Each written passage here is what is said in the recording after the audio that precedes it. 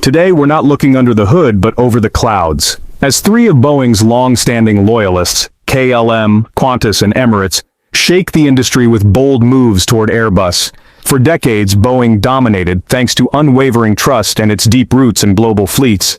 But after recent turbulence, think safety scandals, delayed certifications and rising sustainability demands, the tides have turned. This isn't just airline drama, it's an engine-level reset. Let's dive into KLM's clean break, Qantas's ultra-long haul revolution, and what it all means for Boeing's future in global aviation.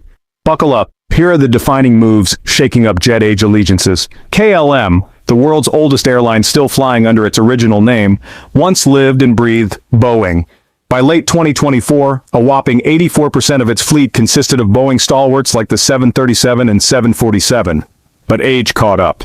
Those aircraft were averaging 18 years in service, guzzling fuel, generating higher maintenance costs, and dragging behind Europe's tightening emissions regulations. The expected move was a simple refresh, swap old 737s for the newer MAX series.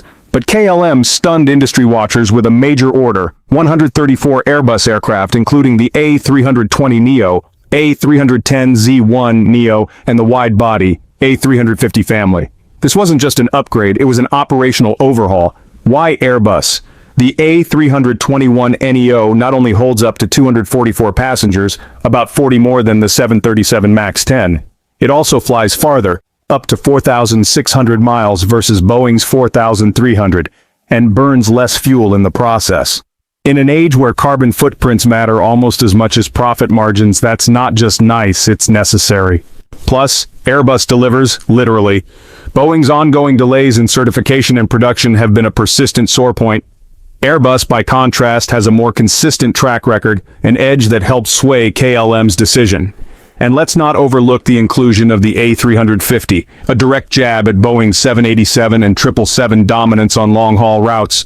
For KLM, this marks a new playbook. Modernize the fleet, go green, and future-proof operations. And for Boeing, it's a wake-up call. One of its most loyal customers just walked, and Europe's watching. But KLM isn't the only flag carrier making a daring pivot. Next up is Qantas, with its sky-high ambitions stretching nearly 20 hours long. From kangaroo routes to cutting-edge jets, Qantas has long carried Boeing's banner, 737, 747, you name it. But that changed in 2021 when the airline launched a dramatic retooling plan. Instead of doubling down on Boeing's next-gen narrow-bodies, Qantas placed a game-changing order, 20 Airbus A321XLRs and 20 A220-300s, with options for 94 more. This wasn't just about fleet refresh, it was about range, efficiency, and regional power. The A321XLR packs nearly 8,700 kilometers of range, around 3,000 kilometers more than the MAX 10, and delivers fuel efficiency gains of about 30%. For a country as geographically isolated as Australia, that's strategic gold. New non-stop routes across the Pacific and deep into Asia are now on the table without needing wide-body aircraft. But the biggest headline came in 2022. Qantas chose the Airbus A350-1000 for its audacious Project Sunrise. Non-stop flights from Sydney to New York and London. That's a near 19-hour haul. Boeing pitched its 77X, but certification delays killed its chances. The A350-1000, already flying, offered better cabin flexibility, fuel efficiency, and the sustainability Qantas needed to align with its long-term goals. Sure, the A350 rollout got nudged to late 2026 with Project Sunrise now eyeing early 2027, but Qantas is going all in, partnering with scientists to refine passenger comfort, sleep patterns, and wellness zones for the long haul. From a Boeing-heavy past, Qantas is crafting a lighter, leaner, Airbus-fueled future, showing how aircraft choices can reshape an airline's identity. Before we delve deeper, do us a favor and smash that like and subscribe button. Now let's shift gears and steer toward another heavyweight making a surprising mid-air maneuver, Emirates. Emirates, long a banner carrier for Boeing, made a seismic move in 2019 when it placed a 50-unit order for the Airbus A350-900 for a fleet once dominated by the 777. This was more than a sidestep, it was a message. That message only got louder by 2023, when Emirates upped its order to 65 A350-900s, and floated interest in the A350-1000, bringing it nose-to-nose with Boeing's perpetually delayed 777X. Why the pivot? Because time waits for no one, not even industry titans, with the 777 certification stuck in neutral thanks to structural redesigns and engineering delays. Emirates needed answers now. Airbus had those answers ready and certified, while Emirates President Sir Tim Clark remains cautiously optimistic about the 777X arriving by 2026 or 2027. That's already beyond the original 2025 delivery target. To bridge the gap, Emirates is pumping $4.5 billion into refurbishing its current 777 fleet, a pragmatic yet costly interim fix. But this isn't just about delays. The A350 brings quieter cabins, lighter composite airframes, better fuel economy, and robust cargo capacity. Tailor-made for Emirates' heavy freight operations, while Clark has publicly criticized both Airbus and Boeing for tardiness, his wallet tells a story. Airbus is delivering, and that's where the future lies.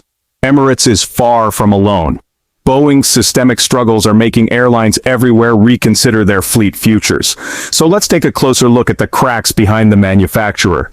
Boeing isn't just battling back orders, it's fighting for its soul. The 737 MAX disasters of 2018 to 2019 weren't just technical failures. They exposed systemic issues, shortcuts on safety, opaque management, and a culture that chased deadlines over due diligence. Since then, the climb back has been slow. The 737 MAX 7 and 10 still linger in certification limbo. The 777X is dragging under the weight of redesigns. Even the 787, once hailed as a symbol of innovation, is bogged down by quality issues and supply chain fragmentation. Meanwhile, Airbus is cruising. Deliveries are punctual, emissions benchmarks are met, and confidence is soaring. Modern airlines don't have time for corporate drama. They need reliability, especially under rising environmental regulations and stricter emissions targets. The airline industry isn't ditching Boeing out of betrayal, they're doing it out of necessity. Even Emirates' Tim Clark, who's been vocal about manufacturer missteps, put it bluntly, "You are the supply chain." In other words, airlines won't wait forever. Which brings us to the million-dollar question, can Boeing bounce back? Boeing is staring down the runway of reinvention. The loyalty of decades is being rerouted. KLM, Qantas, and Emirates have each laid down blueprints for the future, and Airbus is building it. If Boeing is to reclaim altitude, it must go beyond recovery. It must innovate. Faster certifications, cleaner tech, transparent management, and culture repair aren't optional, they're mandatory. So now we turn it over to you. Do you think Boeing can truly reinvent itself? Or has Airbus pulled too far ahead to catch up? Would you feel safer flying on Airbus aircraft given recent Boeing setbacks? What changes would you make if you were leading Boeing through this turbulent chapter? Drop your thoughts in the comments. We read them, and we appreciate every insight. If you enjoyed this deep dive into aviation's new flight path, hit that subscribe button so you don't miss the next update. Thanks for watching, and see you in the next video. You can now check out any of the videos on the screen. There's plenty more to explore.